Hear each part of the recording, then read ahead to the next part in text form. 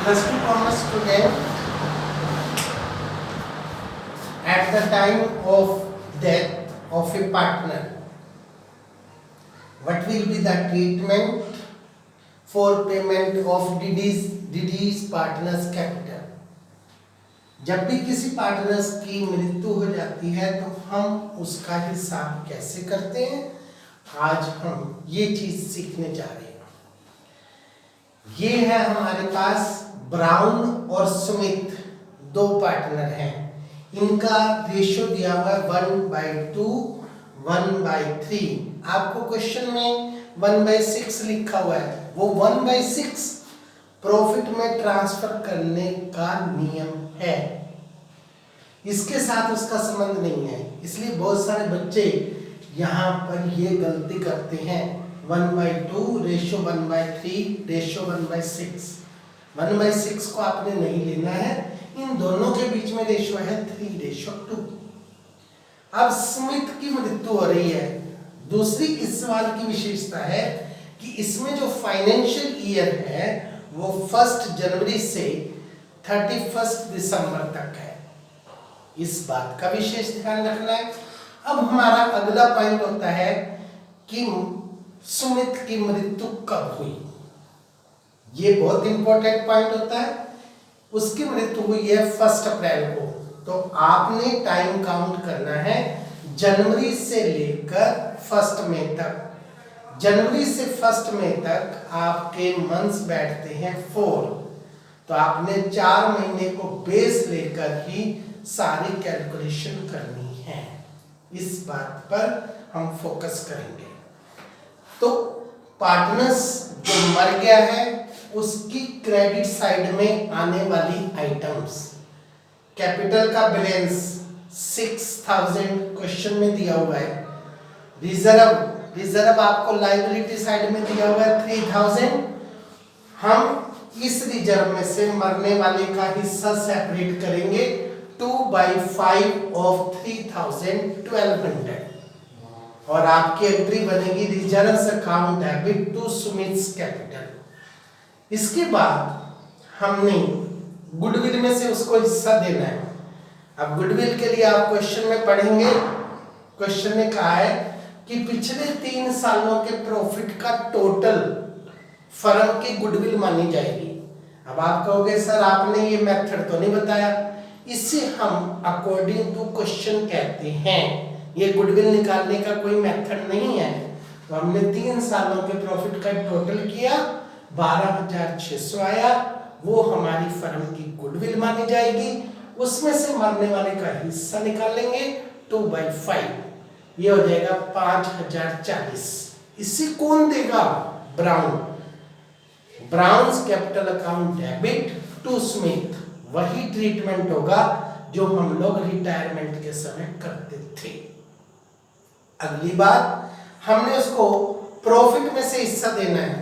Profit में से अगले ने कहा है कि हम उसको एवरेज के बेस पर प्रॉफिट में से हिस्सा देंगे। तो पिछले 3 सालों के प्रॉफिट का टोटल 12600, 3 से डिवाइड किया 4200, ये 1 साल का प्रॉफिट आ गया। अब हम निकालेंगे 4 महीने का profit up to date of death, उसमें से निकाल लेंगे मरने वाले का हिस्सा 2/5। तो इस प्रकार से उसका हिस्सा आएगा 560 रुपए, और आपकी एंट्री बनेगी profit and loss suspense account debit to Smith's capital account. ये हो गई हमारे सारे ट्रीटमेंट। सारे ट्रीटमेंट होने के बाद उसका हिसाब करने के बाद बचते हैं 12800 रुपए। 12800 को हम स्मिथ्स के लीगल रिप्रेजेंटेटिव अकाउंट में ट्रांसफर कर देंगे। अब अगली बातें आती हैं कि अगर आपने उसकी पेमेंट सारी कर दी तो आपकी एंट्री बनेगी Smith's legal representative account debit to bank. अगर आपने उसके पैसे को लोन में ट्रांसफर किया तो आपकी एंट्री बनेगी Smith's legal representative account debit to Smith's legal representative loan account. परंतु इस सवाल में मैंने आपको एक चीज और सिखाई है जो पेपर में सबसे ज्यादा आती है।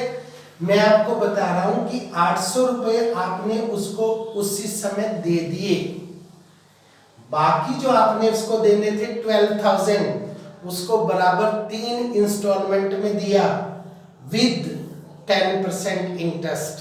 तो मैं इस सवाल में आपको लोन अकाउंट बनाना सिखा रहा हूं। ये आपने तब बनाना है जब पेपर में इसकी रिक्वायरमेंट हो, नहीं तो यहां पर आपका सवाल खत्म हो गया। तो यहां पर हम लोग लिखेंगे by Sumit legal representative loan account. Sumit की कैपिटल से ट्रांसफर हुए उसके अकाउंट में 12,800। उसी तारीख को मई में उसकी डेथ हुई थी। 1 मई 2018 को आपने 800 रुपए दे दिए। अब बच गए उसके 12,000। 12,000 को 3 से डिवाइड करो। 4,000 is the principal of each instalment. पहली बार आपका इंटरेस्ट लगेगा 12,000 पर 10% 1,200 रुपए, और आपकी इंस्टॉलमेंट बनेगी 4,000 प्लस में 1,200 5200, बैलेंस बचेगा आपका 8,000। अब इस 8,000 को आगे ले आओ 1 मई 2019 को, फिर आप इस पर 30 अप्रैल 2020 को ब्याज लगाएंगे 8,000 पर 10% 800 रुपए, और पेमेंट हो जाएगी आपकी 4,000 प्लस में इंटरेस्ट 4,800, बैलेंस बच जाएगा आपका 4,000।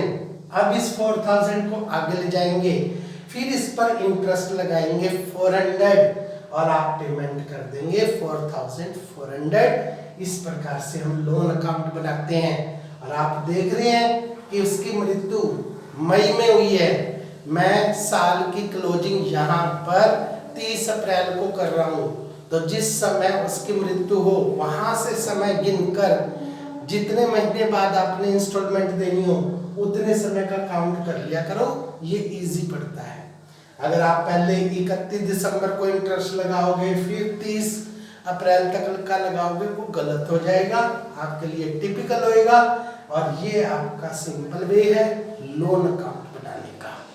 लोन अकाउंट पेपर में आपने तभी बनाना है जब क्वेश्चन में कहा हो। ये है डेथ के सारे क्वेश्चन। That's all.